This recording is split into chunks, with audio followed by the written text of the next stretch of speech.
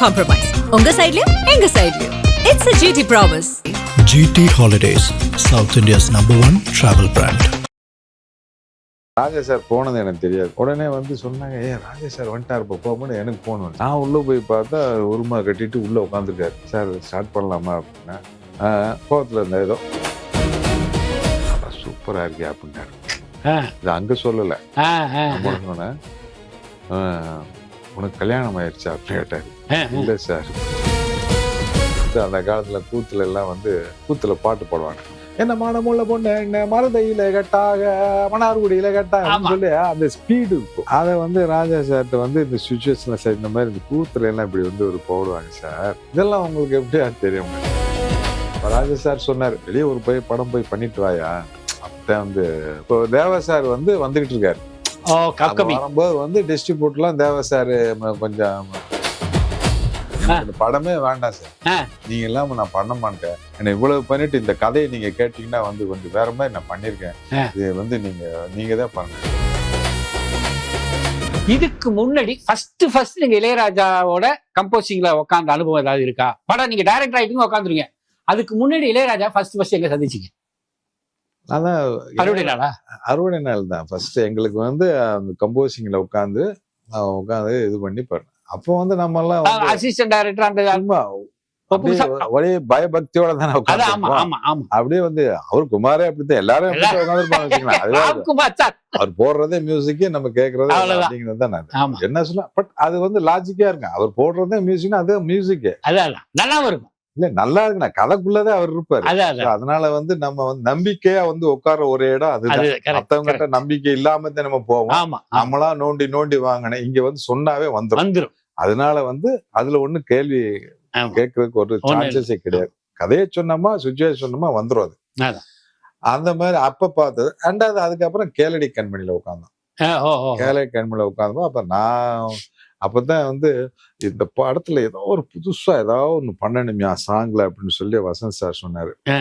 அப்ப நான் சொன்னேன் மூச்சு விடாம ஒரு சாங்க கேளுங்க அப்படின்னு சொல்லி ஒரு ஐடியா கொடுத்தேன். அது வந்து பாவலர் வரதராஜன் எழுதின மாதிரியே நீங்க கேளுங்க, அவன் அண்ணன் பாட்டே கேளுங்க, அப்பதான் நல்ல சாங் வரும் அப்படின்னு சொல்லிட்டு நான் கேட்டேன். அதே மாதிரி வந்து ஒரு சாங்கு கிடைச்சு, மண்ணில் இந்த காலம். அந்த சாங் வந்து அமர் சார் தான் வந்து எழுதினாரு. அது எப்படி எடுத்தோம், அப்படி ரெக்கார்ட் பண்ணது, எப்படி இது பண்ணோம், அதெல்லாம் வந்து அதே மாதிரி அவ்வளவு விஷுவல் சார் அந்த படத்தை வந்து வேற மாதிரி பண்ணி கொண்டு வந்துட்டாரு. ஸோ அந்த இதுதான். ஸோ இப்படித்தான் ராஜா சாரை நான் வந்து மீட் பண்ணது. இதுக்கப்புறம் என்னுடைய படத்துக்கு வந்து நான் அவர் அறிமுகம் இல்லாமையே பூஜை போட்டு சிவாச்சாரி வீட்டுல இருந்து பூஜை போட்டு ஷூட்டிங் போயிட்டேன். ராஜா சார மீட்டிங்கே இல்ல. இந்த படத்து டைரக்டர் யாருன்னு தெரியாது, அவருக்கு தெரியாது. நாங்க ஷூட்டிங் நடந்துகிட்டு இருக்கு. அப்ப திடீர்னு வந்து ராம் சார் போன் பண்ணி, ஐயோ கம்போசிங் இருக்கு, ஒரே ஷெட்யூல் போறதுனால சாங் வந்து நீ வந்து பண்ணிட்டு போ அப்படின்னாங்க. சரின்னு சொல்லிட்டு அப்படியே ஒரு ஃபைட், இந்த சீட்டு ஃபைட் இருக்கும், அந்த சீட்டு ஃபைட்டை போட்டு அப்படியே வந்து பஸ்ஸை பிடிச்சி நேரம் வந்து ட்ரெயின் கூட கிடையாது, சென்னைக்கு வந்தாச்சு. வந்து நேரம் வந்து சிவாஜி சார் வீட்டுக்கு வந்தோன்னா ஒரு கேரியல் சாப்பாடு, ஒரு அம்பாசிடர் கார் இருந்துச்சு. இதுல ஐடியல் பீச்ல இருக்காரு, ஐடியல் பீச் நீ போ அப்படின்ட்டாங்க. நான் சாப்பாடை கொண்டுட்டு அசிஸ்டன்ட் டைரக்டர் மாதிரி போனேன். போயிட்டு வந்து சாப்பாடுலாம் இறக்கி வச்சுட்டு அங்கதான் கம்போசிங். சார் எங்கன்னு கேட்டா, அப்ப நம்ம ஒரு அசிஸ்டன்ட் இவர் இருக்காரு சுந்தரன். உட்காந்து வாங்க தம்பி, அப்படி நீங்க தான் டைரக்டரா அப்படி இப்படின்னு சொல்லி அப்படி சின்ன பையன் தானே அப்படி எப்படி உட்காந்து ராஜா சார் பார்த்தா, ராஜா சார் அப்படியே வாக்கிங் போயிட்டு இருக்காரு பீச்ல. அழகா இருக்கு. ஆமா, பார்த்து அப்படியே சும்மா பார்த்துட்டேன். ஏன்னா நம்ம அப்படி அப்படியே பாத்துனா வந்தாருன்னா அப்படியே வந்து உட்காந்துன்னு அப்படியே உட்காரு அப்படின்னாரு. நீ தான் டைரக்டரா அப்படின்னா சரி கதை சொல்லினாரு. இந்த கதையை எப்படி சொல்றது, நான் தாலாட்டு கேட்குமா வந்து கதையே கிடையாது. கதை இல்லாம ஷூட்டிங் வரைக்கும் போயிட்டீங்களா? ஷூட்டிங் போச்சு, நல்லா ரெடி பண்ணி பார்க்க ஸ்கிரிப்டோட போய் ஷூட்டிங் நடந்துட்டு இருக்க போல. அப்புறம் இப்பதான் கம்போசிங் வராரு. கம்போசிங் வந்து லைன் சொல்லியா, இத தாலாட்டு கேட்குமா லைன் சொன்னா யாருக்குமே வந்து புரியாது. இது ஒன்லி ஸ்கிரீன் பிளே. மொட்டையா சொன்னோம்னா ஒரு குழந்தை பார்த்து ஒரு ஒரு பொண்ணு வந்து ஒரு டெலிவரி பார்த்து பயந்து நாமளும் கல்யாணம் முடிச்சு குழந்தை பார்த்தா செத்து போகும்னு ஒரு ஃபீலிங் இருக்கும். அது அப்படின்னு இப்படி சொன்னா எப்படி கதையா? அதனால வந்து ஓரளா வந்து அப்படி ஸ்கிப்ட் ஆகி போன அங்க அப்படி அப்படி அப்படி இப்படி அப்படி சொல்லி அவருக்கு வந்து புரிஞ்சு வச்சு இவனை வந்து ஏதோ ஒரு கதையை சொல்லலான்னு போட்டு சொல்லிட்டு சுச்சுவேஷன் சொல்லிட்டாரு அப்படின்னு சொல்லிட்டு அவரு அந்த ஃபர்ஸ்ட் ஓப்பனிங் இந்த ஹீரோயின் இன்ட்ரோடக்ஷன் சாங் ஒன்று, அதுக்கப்புறம் ஒவ்வொன்றா ஆடுற அந்த சுட்டி பொண்ணு, அதுக்கப்புறம் வந்து இதுலாம் ஒரு ஆறு சுச்சுவேஷன் 1/2 மணி நேரம் இருந்து 6 சாங்க்கு 1/2 ஆமா ஹார்மோனியத்துல கையை வச்சா வந்துருமா அது மட்டும் டக் டக் டக்குன்னு விழுந்துச்சு. சரி போன்ட்டார். ஏன்னா அவ்வளவுதான். இப்ப அந்த சேசிட்டு மாத்திரம் வாங்கிட்டு போயிட்டேன். பொள்ளாச்சியா கோபிச்செட்டிப்பாளையம்? பொள்ளாச்சியில. ஓகே. பொள்ளாச்சியில அங்க போய் இன்ன வரைக்கும் விடல அந்த பொள்ளாச்சி. இன்ன வரைக்கும் விடல. அதுதான் சென்டிமெண்ட். அங்க போயிட்டு வந்தப்பறம் சார் ஒரு சாங்கா வந்து ரெக்கார்ட் பண்ணி அனுப்பிச்சிருந்தாங்க. பட் சாங் ரெக்கார்டிங் கூட ஃபர்ஸ்ட் சாங் கூட நாங்க சுசிலாமா பாடுறாங்க. ஓஹோ. கதிர் தான் இங்க இருந்து வந்து அதை ரெக்கார்ட் பண்ணி அனுப்பிச்சு விட்டான். ஓஹோ. அது சாங் வந்து அங்கே எடுத்துட்டேன். அதுக்கப்புறம் வந்து பொள்ளாச்சி ஷெடியூல் முடிச்சுட்டு இங்க வந்ததுக்கு அப்புறம் வந்து கோபிச்செட்டிப்பாளையத்துல 2 சாங் எடுத்துக்கலான்னு பிளான் பண்ணி அப்பதான் நான் ரெக்கார்டிங்ல போய் உட்காந்தேன். 2 சாங், ஒரு அம்மா லேடி டாக்டர், அப்புறம் வந்து சுட்டி பொண்ணு, அப்புறம் நேத்து கடன், அது நல்ல ஹிட். அப்புறம் இதெல்லாம் வந்து ரெடி பண்ணி எல்லா சாங் வந்து பார்த்தா அன்னைக்கு சுச்சுவேஷன்ல வந்து கதிர் படம் இதயம் சாங்கும் என்னுடைய படம் சாங் வந்து தான் ஆடியோவில் வந்து பாண்டி பஜார் மூலம் கத்திக்கிட்டே இருக்கும். ஆமா. இது இப்போ ராதாரவி சார் அப்ப அந்த படத்துல நடிச்சுட்டு இருந்தாரு, தசரதன் சார் படத்துல. அப்போ வந்து ரத்த கண்ணீர் டிராமா வந்து பாருங்க அப்படின்னாரு. போய் ரத்த கண்ணீர் டிராமா போய் பார்த்தேன். அப்ப பார்க்கும்போது சொன்னாரு, அப்ப வந்து அந்த படத்துல வந்து இந்த SS ராஜேந்திரன் கேரக்டர் ஸ்டேஷன் ஒண்ணு, பாலு கேரக்டர், அந்த கேரக்டர் ஒருத்தர் இதை கோவிச்சுட்டு ஜெமினில இருந்தவர் அவர் போயிட்டாரு ஊருக்கு. உடனே வந்து என்னைய ட்ரெயின் பண்றதுக்கு அவர் வீட்டுக்கு கூட்டு போயிட்டாரு.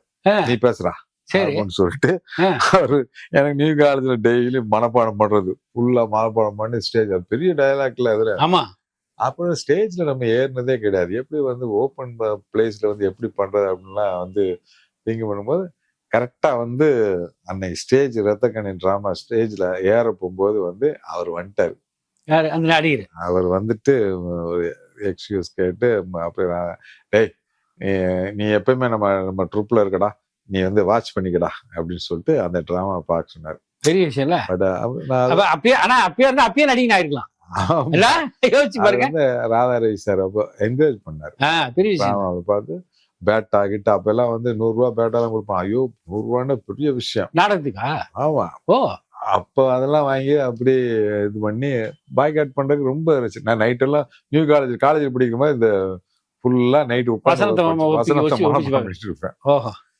அது அந்த மாதிரி இருந்துச்சு அந்த பீரியடு. ஸோ அது ஒரு இன்ட்ரெஸ்டான காலம் அது. இப்போ நீங்க அந்த தாலாட்டு கேட்கறத முடிச்சுட்டு இப்ப சின்ன பசங்க நாங்க அது ஏஜிஎஸ் பண்ணீங்கல்ல, ஏஜிஎஸ் அதுல வந்து இப்ப நீங்க ஏற்கனவே பண்ணி வச்சிருந்தீங்க ஸ்கிரிப்ட், அதனால உங்களுக்கு அது ஈஸியா இருந்துச்சு.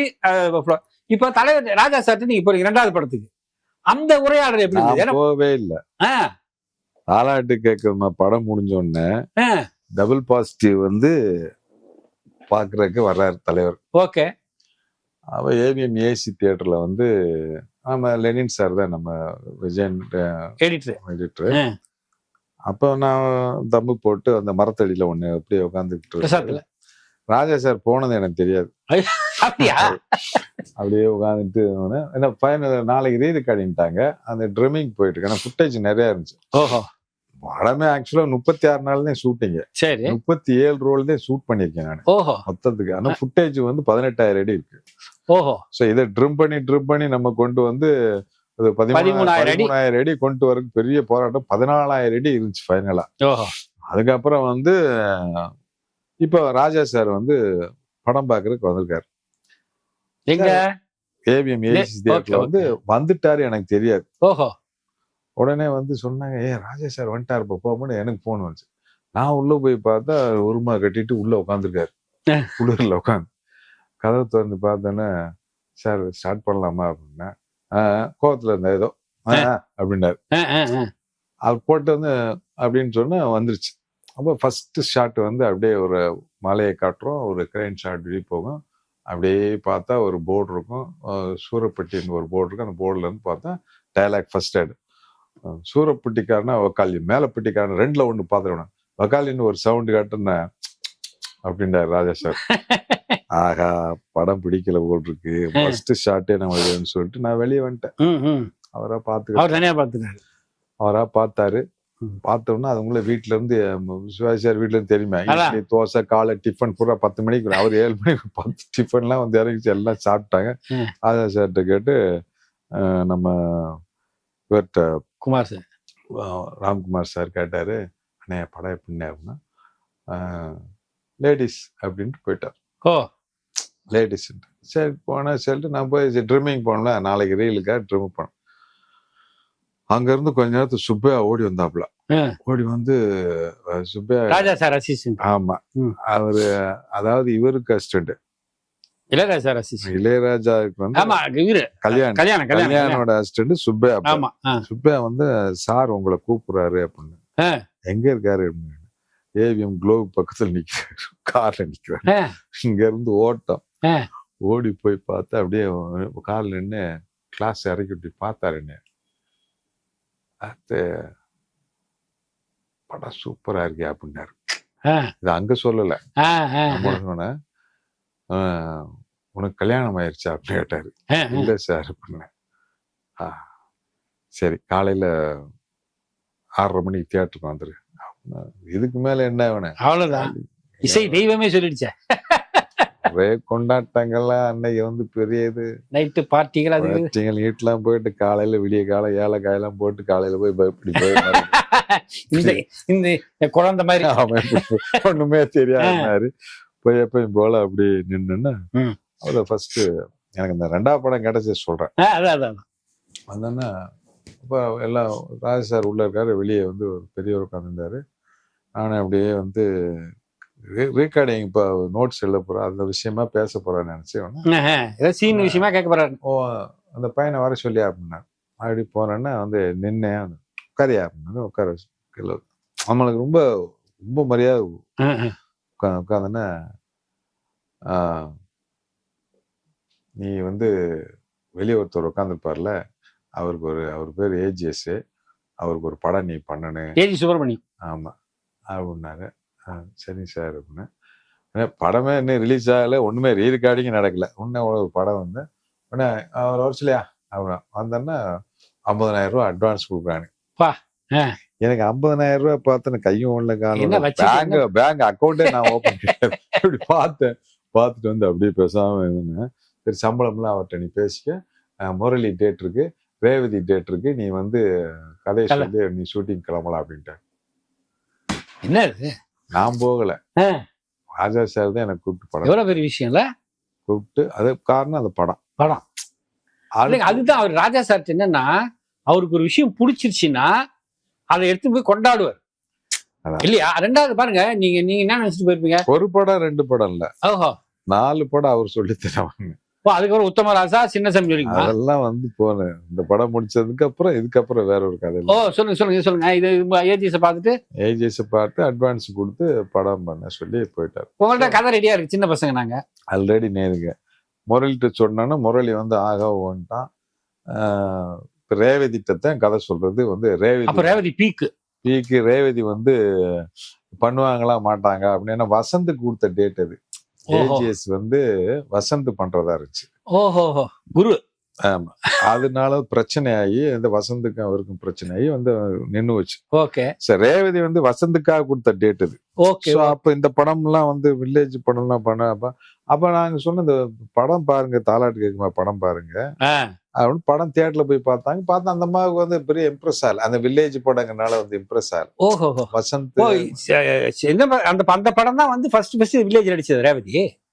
அதுக்கு முன்னாடி பண்ணிருக்கா நன்னி மண்வாசன் எல்லாம் அவங்க அப்புறம் இல்ல அப்ப அவங்க புன்னைய மன்னன் அதெல்லாம் அந்த பெரிய டைரக்டர். அதுக்கு கேலடி கண்மணி, நான் அதுல அசோசியேட்னே தெரியாம அந்தம்மா அப்படி அந்த கேலடி கண்மணி அதுக்குதுன்னு சொல்லி அப்படி அந்த மாதிரி ஒரு ஃபீலிங்ல. ஓகே. வசந்த் ஒரு பாலச்சந்திர ஸ்டாண்டு அப்படிங்கிற மாதிரி அந்த சோ அப்ப நம்ம வந்து யார் அசிஸ்டன்ட் படம் வேற ரிலீஸ் ஆகல. ஆமா, படம் வேற ரிலீஸ் ஆகல. அது ரிலீஸ் ஆயிடுச்சு. இப்ப ரிலீஸ் ஆயிடுச்சு. Okay okay okay. இப்ப ஷூட்டிங் டேட் கேட்கும்போது ரிலீஸ் ஆயிடுச்சு. சாந்தி தியேட்டர்ல போய் பார்த்தாங்க, அவங்களுக்கு பெரிய இம்ப்ரெஸ் ஆகல. ஓகே. சோ அப்ப நான் சொன்னேன், நீங்க இந்த கதையை கேளுங்க, எனக்கு 15 நாள் கொடுத்தா போதும் நீங்க டேட்ஸ். நான் கெஸ்ட் ரோல் மாதிரி வச்சிருந்தேன். ஓகே. சரி, வேண்டாவர் பார்த்து அவங்க வந்து கதை கேட்டாங்க. ஓஹோ. எக்மோ இதுல அப்போலோ பக்கத்துல ஒரு பிளாட் இருந்துச்சு அவங்களுக்கு. ஓகே. Green street. அப்ப கதை ஆரம்பிச்சோடனே அப்படியே அந்த கேரக்டர் வருது. பூரா டயலாக் பூரா மனப்பாடம்ல, பூரா ஃபுல்லா டயலாக் ஃபுல்லா வந்து நேட்டிவிட்டி டயலாக் ஃபுல்லா அப்படியே ஒப்பாரி வச்சு அது வச்சு இது வச்சு பார்த்தா அந்த அப்படியே சும்மா உட்கார்ந்தப்போமா அப்படியே நின்று அப்படியே இப்படி கொஞ்சமா மாறிச்சு 15 சீன் தான் மாறிச்சு பார்த்தோன்னா வந்துன்னு உடனே ஒண்ணுமே பேசல. போன் அடிச்சாங்க, இந்த காஸ்டியூமரை வர சொல்லுங்க அப்படின்னுச்சு. எவ்வளவு ஈஸியா நடக்குது பாருங்களா. அப்போ அண்ணா வந்து நான் அப்ப கொஞ்சம் தெளிவாயிட்டேன். அண்ணா எத்தனை நாள் டேட் சொன்னீங்க நீங்க? 15 days மேடம் அப்படின்னு சொன்னேன். சரி ஓகே பண்ணிக்கலாம் அப்படின்ட்டேன். சூப்பர். வந்த உடனே நான் கதையை மாத்திட்டேன். அவங்க இடையில சாக வேண்டியவங்களை கிளைமேக்ஸ் வரையும் கொண்டு, அந்த பொண்ணை சாக வச்சு இதை கிளைமேக்ஸ் வரையும் கொண்டு வந்து 2 ஹீரோயின்ல. ஆமா, சாரத பிரித்தான். ஸோ அப்படி கொண்டு போய் பார்த்தோன்னா படம் அந்த அம்மா வந்து பெர்ஃபார்மன்ஸ் பண்ணி டப்பிங் பேசுறதே அழுதுச்சு, முடியல. அந்த மாதிரி அப்படி பார்த்து இது பண்ணி இன்னைக்கு வேற இந்த இப்ப நான் ஷூட்டிங் போனீங்களே, அப்போ உட்காந்து பழைய கதையை பேசுவேன். அது போனோன்னா அங்க அந்த என்ன மான முல்ல பொண்ணு அந்த சாங் தான் போடுவாங்க. பார்த்தீங்க நம்ம சாங் போயிட்டு பாத்தீங்கன்னா அது இல்ல, அந்த பாட்டுக்கு தான் வரணும். அந்த பாட்டு இப்ப பாத்தீங்கன்னா இந்த இன்ஸ்டாகிராம்ல ரீல்ஸ்ன்னு ஒண்ணு இருக்கு, பயங்கர ஹிட். அது இதுல இந்த பொண்ணுங்கெல்லாம் என்ன பண்ணுது, இந்த சீரியல் ஆர்டிஸ்ட், தனிப்பட்ட காலேஜ் பொண்ணுங்கெல்லாம் இப்போ ஒரு பொண்ணு பாடுறோம், என்ன மனமுள்ள பொண்ணு இன்னொரு பொண்ணு கேட்டா கும்பலா பாடி அவ்வளவு ஹிட் தலைவர். இது தலைவர்த்து நீங்க சிச்சுவேஷன் சொல்லும் போது என்ன சொன்னீங்க, அவருக்கு அதுக்கு என்ன ரியாக்ட் பண்ணாரு? இல்ல ஆக்சுவலா நாங்க அசிஸ்டன்ட் நாங்கெல்லாம் வந்து அந்த படத்துக்கு 6 சாங் பிளான் பண்ணோம். அதுல வந்து இப்ப ரேவதி வந்து மாமா வந்து கல்யாணம் முடிக்க விரட்டிக்கிட்டே இருப்பா, படம் முழுவதும் இடுப்புல தாலி விரட்டிட்டே இருக்கும்.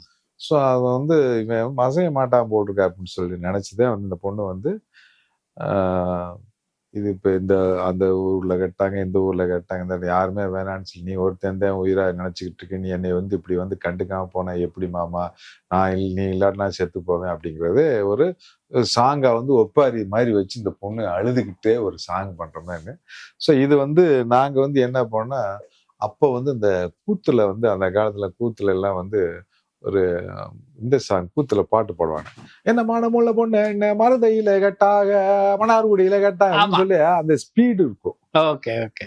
அத வந்து ராஜா சார்ட்ட வந்து இந்த சிச்சுவேஷன்ல சார் இந்த மாதிரி இந்த கூத்துல எல்லாம் இப்படி வந்து ஒரு போடுவாங்க சார், அது மாதிரி வந்து ஏதாவது இது இந்த மாதிரி அப்படின்னு சும்மா அவர்கிட்ட தொட்டு மாதிரி ஒன்னா வந்து இதெல்லாம் உங்களுக்கு எப்படியா தெரியும் அப்படி ஊர்ல கேட்டுக்கிட்டேன் சார் இந்த திருவிழா சமயத்துல. அப்படியே சரி இதுவே வச்சு நம்ம எதா பண்ணலாம் அப்படின்னு சொல்லிட்டு அதுல வந்து அந்த நான் எடுத்து கொடுத்தத வந்து அந்த ஸ்பீட் சாங்க ஒரு இளவு சாங் மாதிரி ஒப்பாரி சாங் மாதிரி இழுத்து என்ன மானமுள்ள பொண்ணுங்கிறது, என்ன மானமுள்ள பொண்ணு அப்படின்னு போட்டான்னா அது ஆட்டோமேட்டிக்கா வந்துருச்சு தான் ஹிட். அது அந்த பாட்டு எடுத்து வந்து இங்க வந்து டபுள் பாசிட்டிவ் பார்க்கும்போது ராஜா சார் வந்து அது ஆர்கெஸ்ட்ரா பூரா வந்து தபேலா அடிச்சோம், எனக்கு ஒரு தடவை போடுங்க, இது வச்சு எனக்கு ஒருத்தர் போடுங்க, எனக்கு கிட்டத்தட்ட 4 தடவை அந்த சாங்கை போட்டு அதாவது ரீ ரெக்கார்டிங்கு எல்லாம் போட்டு அப்பயே தெரிஞ்சு அதோட ஹிட் என்ன தெரிஞ்சு.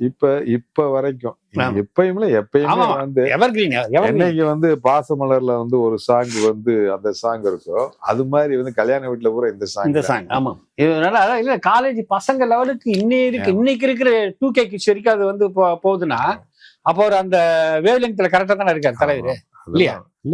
அது மாதிரி அது இல்ல சார், உங்க உள்ள தலைவர் உங்களுக்கு போட்ட பாடல்கள் எல்லாமே பாத்தீங்கன்னா உத்தம ராசாவாகட்டும், சின்ன ஜமீன் பத்தி சொல்லுங்க தலைவர், என்ன பாட்டுங்க. சின்ன ஜமீன். சின்ன பசங்க நாங்க முடிஞ்ச உடனே அதுல வந்து எனக்கு அதுல சின்ன பசங்க நாங்களே ரொம்ப பிடிச்ச சாங் வந்து இன்னொரு மெலோடி ஒண்ணு இருக்கு. மயிலாடும் அதெல்லாம் வந்து அவ்வளவு ஒரு இது. அது நான் விஷுவல் பண்ண விதமே வேற மாதிரி. அதுக்கப்புறம் அது வந்து அப்புறம் இந்த ஜோடி நல்ல ஜோடி சாங்ல வந்து புதுசா நான் அப்போ பண்ணிருப்பேன். இந்த பாண்டிச்சேரியில இருந்து இந்த பொம்மைகள்லாம் வச்சு ஒரு இது இருக்கும். ஸோ ஃபர்ஸ்ட் டைம் அதை தூக்கிட்டு வந்து அங்கங்க வச்சேன். அதுக்கப்புறம் தான் எல்லா படத்துலயும் ரொம்ப சங்கருடைய முதல் படத்துல வந்து அதோட இன்ஸ்பிரேஷன் அந்த மாதிரி வந்து பாண்டிச்சேரியில ஒரு குரூப் இருந்துச்சு. அதை கொண்டு வந்து இறக்கி மகிங்கிற ஆர்ட் டைரக்டர் வந்து அந்த அளவுக்கு வந்தது. ஸோ அந்த படம் ரிலீஸ் அப்போ வந்து ஃபர்ஸ்ட் வந்து எல்லாம் டைட்டில் முதல் கொண்டு நான் வந்து எல்லாமே ரெடி பண்ணிட்டேன். ஓகே. ஆனா ரீ ரெக்கார்டிங் பண்ண ஃபர்ஸ்ட் ரெடியான எனக்கு வரல. ஆனா அந்த பீரியட்ல அதான் ராஜா சாருடைய இது அதான். அப்போ வந்து நாடோடி தென்றல், செம்பருத்தி இதெல்லாம் இருக்கு பூரா ரிலீஸ்க்கு. பரதன் இந்த படம்லாம் ரிலீஸ் இருக்கு. நான் தான் ஃபர்ஸ்ட் ரெடி ஆயிருக்கு. பெரிய விஷயம் இல்ல. ஆனா வந்து ரீ ரெக்கார்டிங் எனக்கு போட மாட்டேன்ட்டாங்க. ஏன்னா டேட் வைஸ்னா ராஜா சார், பாரதிராஜா சார் படம், அதுக்கப்புறம் செல்வமணி படம், அப்புறம் விஜயகாந்த் படம் பரதன், அப்படி போயிட்டு அதுக்கப்புறம் பார்த்தா அந்த வியாபாரம் போட்டு ரிலீஸ் எனக்கு இல்ல. ஃபர்ஸ்ட் ரெடியானவனுக்கு இல்ல. அப்ப தியேட்டர் எல்லாம் போட்டாச்சு. பெரிய பெரிய தியேட்டர் தேவிகா, அதுக்கு வந்து ஃபுல்லா எல்லா தியேட்டரும், உதயம் தியேட்டர் எல்லாம் ஃபேமஸ் இல்ல, அதுல பூரா போட்டாச்சு. ஆனா வந்து பண்ணல. அப்படியே நான் உடனே வந்து வேணா அமர் சாரை வச்சு பண்ணிக்கையா அப்படின்றாரு. நானு அந்த விளையாட்டுக்கு நான் வரல. நான் வந்து உங்களுக்கு ஆனா ஏஜிஎஸ் வந்து உடனே வந்து பண்ணிக்கலாம் அவர் ரிலீஸ் ரிலீஸுக்கு. ஆமா, இந்த ப்ரொடியூசர்ல நான் 2 ரீல தூக்கிட்டு போயிட்டேன். அதுக்கப்புறம் தேடி பார்த்து அதுக்கப்புறம் சரி ஓகேன்னு சொல்லி சார் வந்து பௌர்ணமிக்கு எங்க போயிட்டு வந்து மொட்டை போட்டு வந்து ரிலீஸ் ஆயிடுச்சு. அப்புறம் போட்டு ரிலீஸ் ஆகி 20ஆம் தேதி இல்ல பண்ணல, 20ஆம் தேதி மத்த படங்க ரிலீஸ் ஆயிடுச்சு. அப்புறம் போட்டு அப்ப நான் May 1 ரிலீஸ் பண்ணிக்கலாம் அப்படின்னு சொல்லிட்டு 2 வாரம் கழிச்சு ரிலீஸ் பண்ண. தியேட்டர் அப்படியே பிளாக் பண்ணி வச்சுக்கோங்க சொல்லிட்டு 18ஆம் தேதி 19ஆம் தேதி அமாவாசை அது பௌர்ணமிக்கு போயிட்டு வந்தார். அப்போ வந்து படம் போட சொல்லியா அப்படின்னு சொன்னேன். அப்புறம் குட்லக் தியேட்டர்ல போனோம். படம் பார்த்து சைலண்டா அப்படியே இருந்துட்டு வந்து பார்த்தாரு. பார்த்துட்டு வண்டியில ஏரியா அப்படின்னாரு. யாரையும் கூப்பிட்டு போக மாட்டாங்க. வண்டியில ஏறியானா வண்டியில போயிட்டு டிஃபன் சாப்பிடும் சொல்லு. Tiffin சாப்பிட் silent.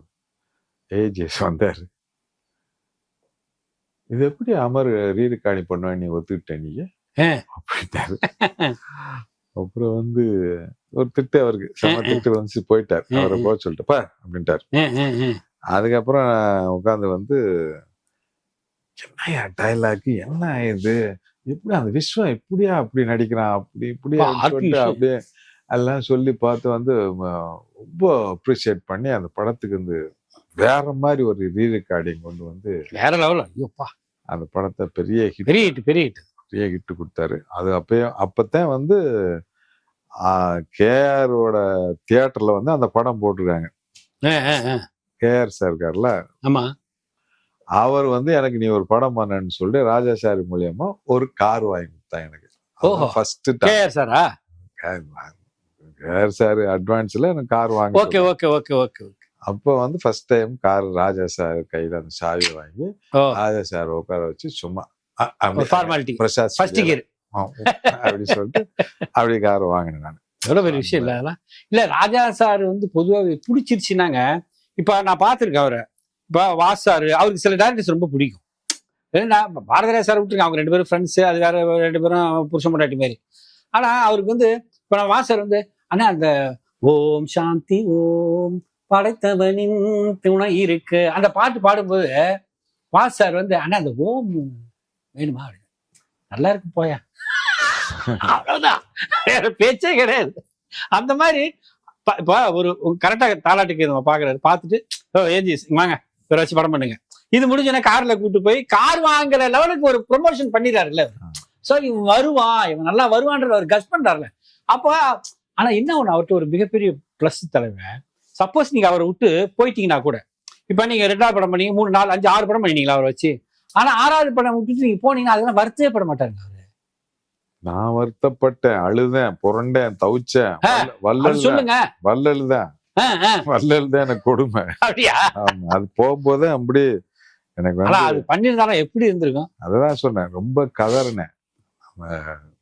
அது ஒரு கதை. ராமநாதன் சார் டிஸ்ட்ரிபியூட்டர் அப்படி இப்படின்னு சொல்லிட்டாங்கன்னு சொல்லினா, ராஜா சார் சொன்னாரு, சொன்னார், யோ வெளியே ஒரு படம் போய் பண்ணிட்டு வாயா, அப்பதான் வந்து தலைவர் அவ்வளவுதான் பீக்கு.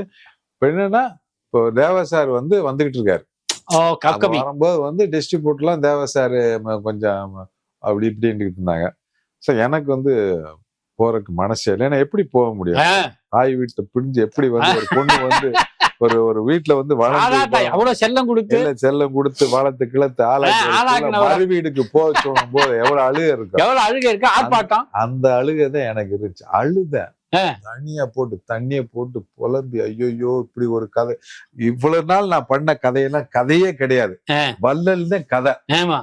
அப்படி ஒரு எமோஷனான ஒரு கதையை பண்ணி வச்சுட்டு அது ரீரெக்கார்டிங் பண்றதுக்கு அவர் இல்லாம யாரும் பண்ண முடியாது. சத்யராஜ் சார்ட்ட எல்லாம் போய் புறம்புனேன், தலைவா அது என்னுடைய பொறுப்புல தலைவா, ப்ரொடியூசர் அவர்கிட்ட கேட்டுக்கங்கன்ட்டாரு. அவர்கிட்ட போய் கேட்டேன், இல்ல டிஸ்ட்ரிபியூட்டர் அப்படி இப்படி நம்ம அப்படியே ராமநாதன் சார் அப்படி இப்படி சொல்லிட்டாரு. எனக்கு வேற சத்யராஜ் சார் பீக்ல இருக்காரு, நம்பர் 1ல இருக்காரு. இப்போ 1 கோடி ரூபாய்க்கு மேல சம்பளம், அவர் டேட் வந்து மிஸ் ஆயிடக்கூடாது. சோ நம்ம இன்னொரு அதாவது பிரபு சார் வச்சு பண்ணியாச்சு, கார்த்திக் சார் வச்சு பண்ணியாச்சு, முரளியை வச்சு பண்ணியாச்சு, அடுத்து வந்து சத்யராஜ் சார் வர்றாரு. சோ ஒரு ஹீரோ ப்ரொமோஷனுக்காக நான் வந்து எவ்வளவு போராடினேன், பட் எனக்கு அதெல்லாம் கிடைக்கல. தலைவர்கிட்ட போய் சொன்னீங்களா ராஜா சார்கிட்ட? போய் கேட்டு பெர்மிஷன் வாங்கிட்டு நான் பண்ணேன். நீங்க வேணான்னு சொல்லுங்க, நான் வேணான்றேன் அப்படித்தானே கேட்டேன். எனக்கு இந்த படமே வேண்டாம் சார், நீங்க இல்லாம நான் பண்ண மாட்டேன், என்ன இவ்வளவு பண்ணிட்டு இந்த கதையை நீங்க கேட்டீங்கன்னா வந்து கொஞ்சம் வேற மாதிரி நான் பண்ணிருக்கேன், இது வந்து நீங்க தான் பண்ண. அது அவனுங்களே சும்மா இருக்கானு நீ என்ன இது பண்ணிட்டு இருக்க, நீ ஒரு படம் வெளியே போயிட்டு வா, அப்பதான் என்னோட அருமை உனக்கும் தெரியும் அவங்களுக்கும் தெரியும் அப்படின்றாரு. இதுக்கு பலிகடா நான் ஆகுறதா அப்படின்னு எவ்வளவு சொல்லி பார்த்தேன். நீ போயிட்டு வா, போயிட்டு நீ எப்ப வேணாலும் வரலாமே, இது உன் வீடியா அப்படின்னு சொல்லிட்டு அப்படின்னு சொல்லி, சரி வழியோடதான் அதே பிரசாத் ஸ்டுடியோல வர பூஜை போடுறாங்க. அந்த பக்கம் இவர் இருக்காரு, அந்த பக்கம் அவர் இருக்காரு. அப்படியே சரி போய் உட்காந்துட்டு வேண்டா வெறுப்பாத்தான் அதுல போய் உட்காந்தேன். சோ பட் அதுக்கப்புறம் வந்து அது வேற மாதிரி ஒரு செட் ஆகி வந்து அதுக்கப்புறம் வந்து அவரு தேவா சார் ரொம்ப மரியாதை ராஜா சார்ட்டு வந்து. நீங்க ராஜா சாரை விட்டு பிரிஞ்சு பண்ண ஃபர்ஸ்ட் படம் வந்து வள்ளல் தானா? வள்ளல் தான். அதான் அதுக்கு அடுத்துதான் அவள் வருவாளா? அதுக்கப்புறம் அப்படியே இப்படி போயிட்டு இருக்கு. அப்படி ஓகே, அப்படியே அவர் ஒரு படத்துக்கு பெர்மிஷன் கொடுத்தாரு, 10 படம் லிங்கா கூட. நான் யுவன் சங்கர் ராஜா ஃபர்ஸ்ட் 2வது படம் யுவன் சங்கர் ராஜா எனக்கு பண்ணாரு.